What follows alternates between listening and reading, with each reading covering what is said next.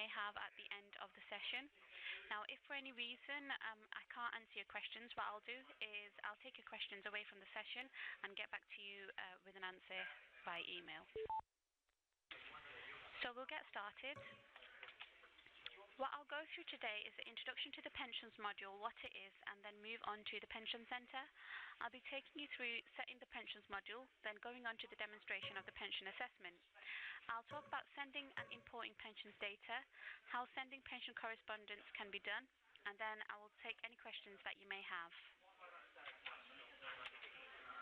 Now, the pensions module was introduced in version 20, which came out last year in November. It is on a subscription basis, so where customers will need to buy the software, and if they want the pensions module, then they need to pay on a monthly subscription. Pensions is not payroll and is governed by the pension regulator. So if you're an accountant carrying out payroll, you may offer the pension as an optional service because it's more related to HR. Now, because it's an additional service that you would offer, that's why Sage are offering this additional service too. The module is designed to automate a number of processes, mainly the assessment of individuals. So you will always need to enter the process date and enter pay, so payroll knows how much you are paying your employees. And you will always have to produce payslips and update your records and deal with any FPSs. That's all standard and nothing will change there. Now, the pensions module is the areas that are in grey. Sorry, I'm just going to mute someone's line because there seems to be some interference. Okay. So, as I was saying, the pension module is the areas which are in green, which will come into play with employees, and that's what the pensions module is automating. It is designed to make the process smoother. So what you would be able to do is you would set your process date, import pensions data, which is optional, which I'll talk about in a moment. You would then enter your payments and then you would be able to carry out pension assessment on what information has been entered. You would then print your reports, update your records, and deal with any FPSs. And then you would send pensions data to the pension regulator to make them aware of who's opted in. And then you would be able to send correspondence to the customers. Right, I'm sorry, I'm just going to mute someone's line. You'll hear a beep, but we're getting interference, so just to let there be less noise in the background. Okay, so as I mentioned, what I'll do is I'll be taking you through the processes of the pension assessment, and hopefully you'll be able to see the features in the demonstration. So like I mentioned, the area that I want to show you is the Pension Centre, and this is available in version 20 release. It replaces what used to be the RTI Centre, and you don't have to buy the module to access the Pension Centre. This will be your central hub for auto-enrolment information, and it will be linked directly to Sage, and will be updated in real time. So if any reports are released, any videos are updated, you, the customer, will get the information instantly. It is within the Pension Centre that companies can apply for company postponement, which is something that Sage did themselves to get in line with their financial year, which normally starts in October. Now, this demonstration is solely designed to show you the pensions module. There is a video on Sage Exchange where you can learn more about legislation information. What I'll also do is I'll also send you the PDF of the slides that are covered in today's session. So the pensions module settings area is where you would set your staging dates, and it tells you when the TREP is. If you purchase the pensions module, you will then be able to go into the pensions module settings, and you can access postponement section where you will enter your default settings based on wage and age. So for example, if I assess somebody and we don't want to enter them into a pension scheme, this could be due to a one-off payment, for example, such as a bonus. As a result, the employee is being classed on the system as being auto-enrolled, which would only be for that month. Then what you can do is carry out postponement due to pay spike. You also have other options such as default pension scheme, grouping employees, for example, by role, management, and so on. So what you have here is you have the TPR staging date. In my example, I'm going to be showing you the example client, which would be staging on 1st of May. And it also gives you the re-enrollment period as well. So within after 3 years, you have to re-enroll your employees, and the percentage increases as well of the contribution amount from employer and employee. Then you've got your postpone new starters, and this allows the user to set a default action to manage new starters to the business. Then you've got postponement due to pay spike, as I mentioned before. So this allows the user to set a default action to manage individuals who have a pay spike, commonly a bonus. And then you've got postponement for 22nd birthday, which allows the user to set a default action to manage individuals who reach 22 years of age. Now, the default pension scheme will be the pension scheme which will be assigned when an employee is automatically enrolled. And then you've also got the group employees by, and it can be how the employees will be displayed in the pensions module, exception to default schemes. So you've got, you might have one scheme for managers and a different scheme for admin, so it would allow you to add them on.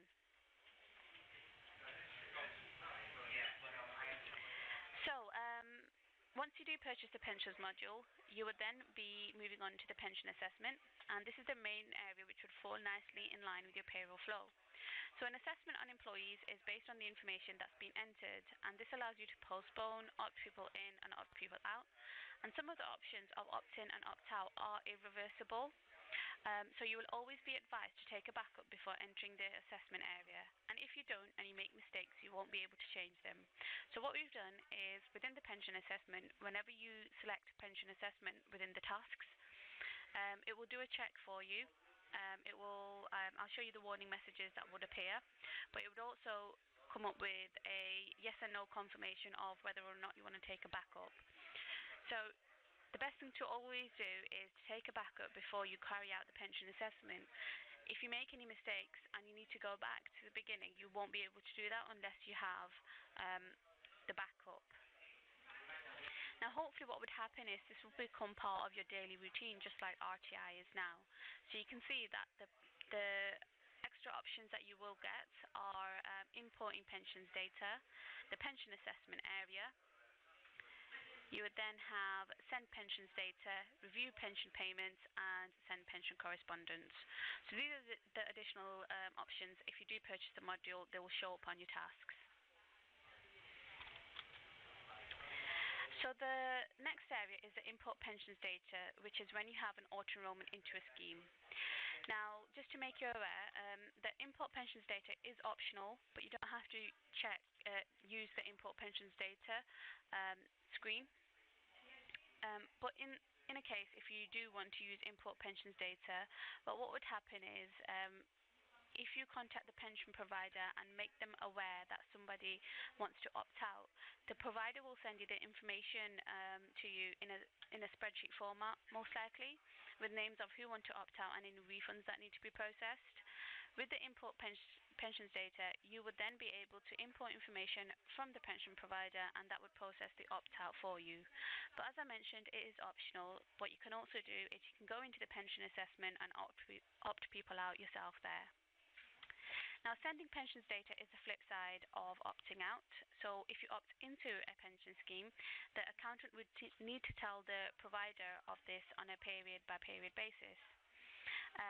So what would happen is, if any deductions from wages are carried out, the accountant would need to tell the pension provider of how much is being deducted. What would happen is you would then produce two files, which are a ME and a CS file. And an ME is a member enrollment file, and the CS is a contribution schedule. You would send the ME when first time they opt into a scheme, and this would be used to send information such as personal details to the provider, and the CS is how much money is being deducted. Now, you can only use these options with Nest, People, and Now pension providers, as we're fully integrated with these three.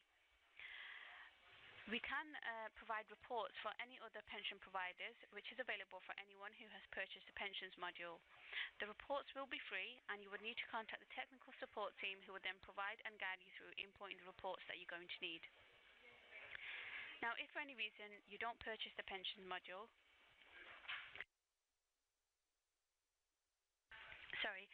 if for any reason you do not purchase the pensions module, then you can still request the reports, but they are charged at a report-by-report basis. So you might have one client on Scottish Widow and another on Aviva, so you would be charged £200 plus VAT for each report that you request. So it might work out cheaper for you to purchase the pensions module instead of having a number of different clients on different pension services. So the last step would be sending the pension correspondence. So every time you perform an action on an employee, you have to inform them of what's going on.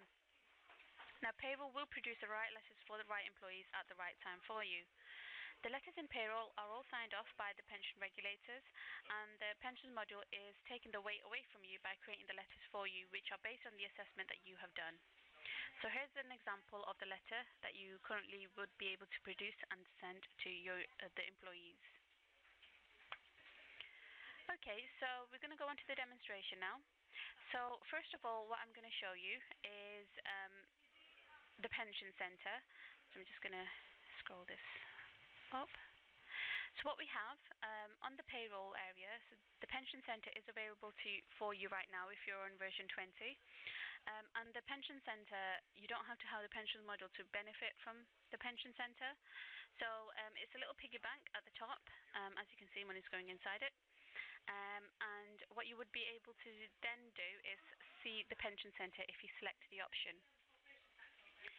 We've got a number of help guides within the pension centre to help you get started, and I will leave you to discover most of this on your own because it's available to you right now, but I will cover some points that I think are going to be useful.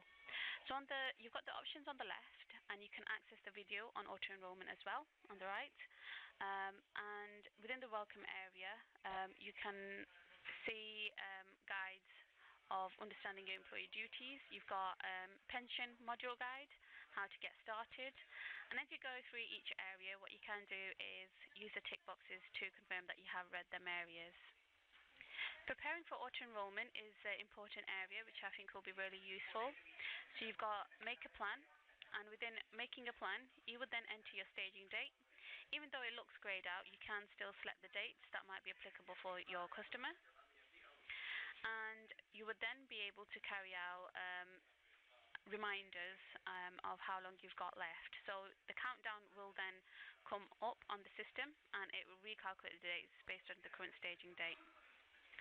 So what you can also do is the reminders will link to your Outlook on your computer rather than just when you go into Payroll. So that's an additional feature as well. And you've also got options to forecast costs, reaching your staging dates, and if you need to carry out postponement, then you've got the help guide of how you can do that as well. Additional support that's available is you've got access to our automatic enrolment websites, where there's a number of frequently asked questions, so common questions from customers that we've collated in here. You've got the pensions module guide, auto-enrolment guides, and what you can also do is you've got access to the pension regulator websites, and you can also attend a seminar or get online training for auto-enrolment if you want to. Okay, so that's the pension centre, and that's all the information that's available within there. So have a look at it, make sure you're up to date on the legislative information that's available in there. So once you've done that, and if you do purchase the pensions module, then you would go on to the next step, where you would need to go to pension module settings, which is available in tasks, company, and pension module settings. So this is where you would enter your staging date, as I showed you before. Where's it gone? It's taking a moment for it to load. So it is. So this is where you would enter the staging date and options for postponement, and it holds the default auto-enrollment scheme, and you can enter the pension scheme that you have for auto-enrollment scheme 1, for example. And here is where you would set your default for postponing new starters. So you can align it to next pay reference or to latest pay reference period. You can do the same for postpone due to pay spike and postpone for 22nd birthday. Now, if you've got cost centres or departments set up as well, what you can do is you can add the exceptions to default. So if we just add, it will then pick up our shop floor cost centre, and then what we can do is we can assign auto-enrolment scheme 1 to shop floor. You would then need to save the default settings. Now, one thing to be made aware of is before you carry out any of the pension assessments, you need to make sure that you've got at least one qualifying pension scheme set up. You can go into company, and then you've got the second option within tasks, which is pension schemes. And as you can see, within here, I have set up my auto-enrollment scheme 1 and my manager's scheme. If I select edit, you'll be able to see that I've got a qualifying scheme set up. So you need to make sure that you've got at least one scheme that's set up as a qualifying scheme. You can also deal with salary sacrifice within here, and on the employee tab, this is where you would enter the percentage contribution, and on the employer tab you would enter the employer's contribution. You also need to make sure that you've got your provider reference and scheme reference entered as well. So once you've done that, your scheme will then appear, and there's currently no limit on how many schemes that you have set up. Okay, so now we'll just look at going through the workflow of the pension assessment. So the first step would be changing your process date. Now I've got my process date set to the 2nd of May, and my staging dates down as the 1st of May in this demonstration client. What you would be able to do, as I mentioned, you can input pensions data, and you would then be able to browse to the Nest or People Pensions spreadsheet. But we're not going to be doing that. We're going to go through the manual process. So you would reset your payments, you would carry out your timesheet entries, and you would enter your payments. So I'm just going to select all my employees, and I'm going to enter my payments. Just going through a update check, which is fine, and it loads up my individual employees so I can add their payments. So I'm just going to select save and next, because I'm pretty happy with what I'm paying my employees, but you would need to make sure that you've got the right rates, and this is just a demonstration client. So I'm just going to go one by one quickly through it all. So once you've done that, you've entered your payments, then you would go on to the pension assessment, and this is where it would do the checks for you automatically, and you're not having to go back and forth by checking into employee records and their wages. So straight away what it's done is it says some of the employees selected for this option have already been updated, have left the company, do not normally work in the UK, are under 16 or 75. So it's done that check for us, and if I select yes, it's going to deselect 2 people who do not, who aren't entitled to auto-enrollment. Now this is the backup confirmation which I mentioned before. So before it takes us any further, it will ask you to take a backup. Because you're making changes to the employee's pension status, you can't undo that unless you restore a backup of the data files. So if I select yes, it's going to back up my data files, but I'm just going to select no now because I've already got a backup. So it would go through the assessment, and then it would load the pension assessment area. So within here, it's picked up all my employees. Now, the process date that I'm doing is the 2nd of May, and in April I had also enrolled 4 individuals to a scheme. So that meant that when my next pay run was being ran, the deduction was being carried out for their wages, so we can see the 4 employees that are currently auto-enrolled. This means that these employees now are on a scheme, so if for any reason they wanted to opt out, or we needed to postpone them for any reason, we can do that. So if I select opt out now, or say for example they've left the business, it will then, sorry, I was meant to show you that screen, that confirmation that comes up. If I select opt out leave, it comes up with some of the employees selected aren't eligible for this particular option and will appear, and they're going to be the ones that aren't currently on a scheme. So if I select OK now, you'll notice that it's just got the 4 people that are currently having a deduction made. So what you can do is you can select the option of who's going to opt out, so we can select one person.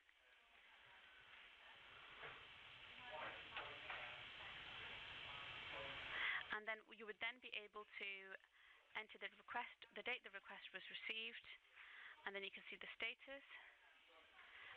So if they're within the period of being able to opt out, then you would then be able to enter the employee refund amount. The refund amount would be sent by the pension provider in a spreadsheet format to let you know how much refund they're entitled to. So that's how you would deal with the opt-out. What you can then also do is you can deal with postponement. So once again, that option is only available for people who are currently auto-enrolled onto a scheme. And what you would then be able to do is postpone an individual for a maximum of 3 months. You would select the individual that's going to be postponed, and then you would enter the postponement date. Now, if at any point you're unsure of what to do within the pension assessment area, what you can do is select what should I do during an assessment, and you've also got access to our help site as well.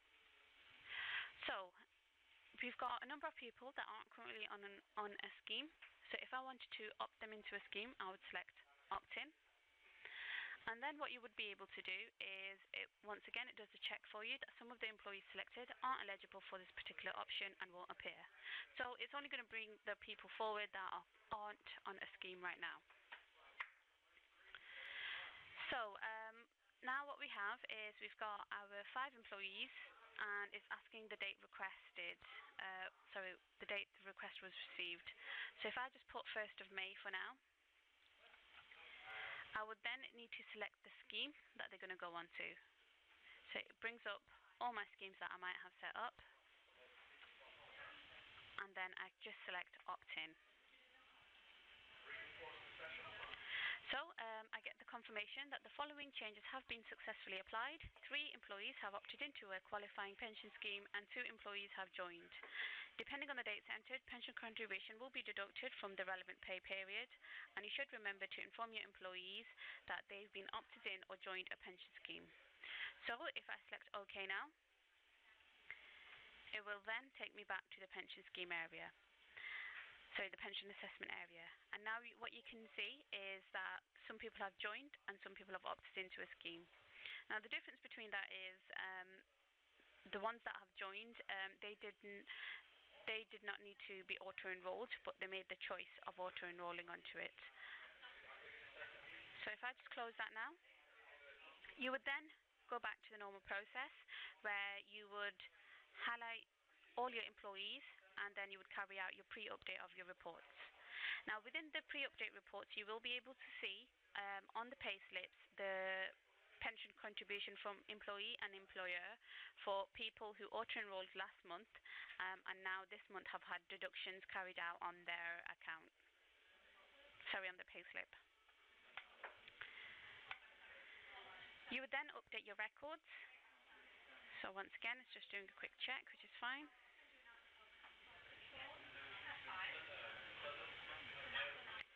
And now I've got the confirmation that all 11 employees selected have been updated. So I'm just going to select OK.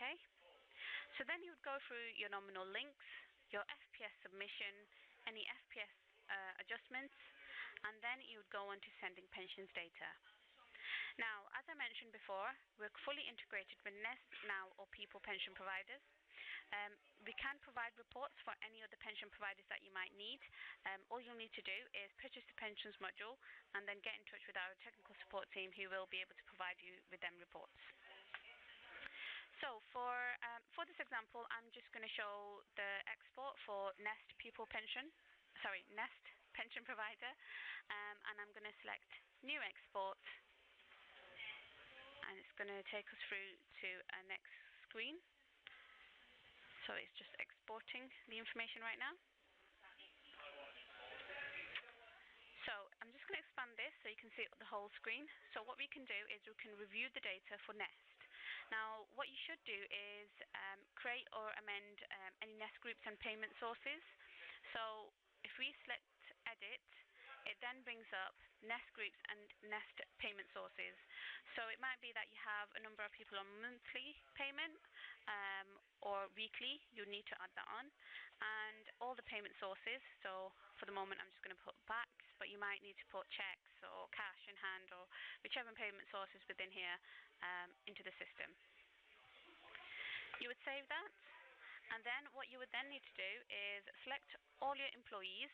So either select them one by one, and you could select the group and the source, or you can globalize it where you select all your employees.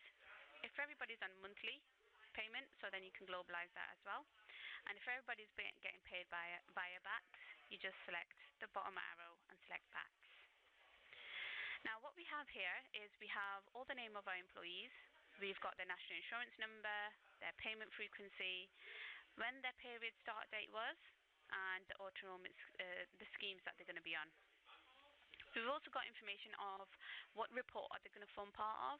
So we've got everybody going onto the member enrollment file, and then you've got the 4 individuals who've had a deduction carried out this month for the payment, for the pension payment being classed on the contribution schedule. You would then select next, and then it would ask you when the payment date is. So I'm just going to select the 23rd of May, and then you would export that. So once you go through the export, it will then produce the files for you, which are the ME and the CS file. And what you would need to do is go onto the Nest portal, and you would then log in from with the login that the pension providers have given you, and go into the export folder and upload these files, the reports, onto their website. So you would then close this area once you've uploaded them, and then the last step would be sending pension correspondence. So if I select send pension correspondence, it will now bring up all the letters that I need to send to my employees. So we've got a job holder letter, which gives information about auto-enrollment. Just expand that for you. What it is, how it's going to affect them, why is it happening, and also what they might need to do. Once they've checked that letter, you then have another letter. You have to send these 2 letters to them. So you've got the general notice as well. And just going to expand that on here. And within the general notice, once again, it just tells them more information about auto-enrollment, if they haven't been auto-enrolled, and what they need to do. We've also got information about if they want to opt out, then what they need to do. So these both letters have to be sent to the employees. What would happen is, until you actually print them off, so until I select all my employees and click on send, these letters will remain in the pending area. Because once you print out the copies, you then get a date stamp on the sent on area and who it was sent by. Because from the moment that you send the letters, that's when their 30 days start to opt out. Once the letters have been printed out, and what would happen is the date's been stamped, the letters will go away from the pending and into the historic tab. So at the moment we haven't got anything in there, but what would happen is all the 16 letters will go and sit into a historic box. So you would be then able to see all the letters. What you can also do is within the employee record, you can go onto an individual employee and go onto the documents area, and the letters will automatically be added on here as well. So you've got 2 ways to print out the letters. We've also got an introduction letter. So if I go to Payroll and Reports, onto Employees, you have an introduction letter or introduction email, which can be sent 18 months prior to them auto-enrolling onto a scheme. So this is one of the letters that you might want to send to let them know that auto-enrolment is coming up. So that is the last step that you would go through, and that does conclude the demonstration. So what I'll do now is I'll take any questions that people might have. I've just checked in the chat feature and there's no questions being asked. So what I'll do is I'll leave the chat feature open for a few minutes in case anybody wants to ask any questions. But thank you very much for your time today. I hope you found that really beneficial to understand what the pensions module includes. But I hope you enjoy the rest of your weekend. Thank you.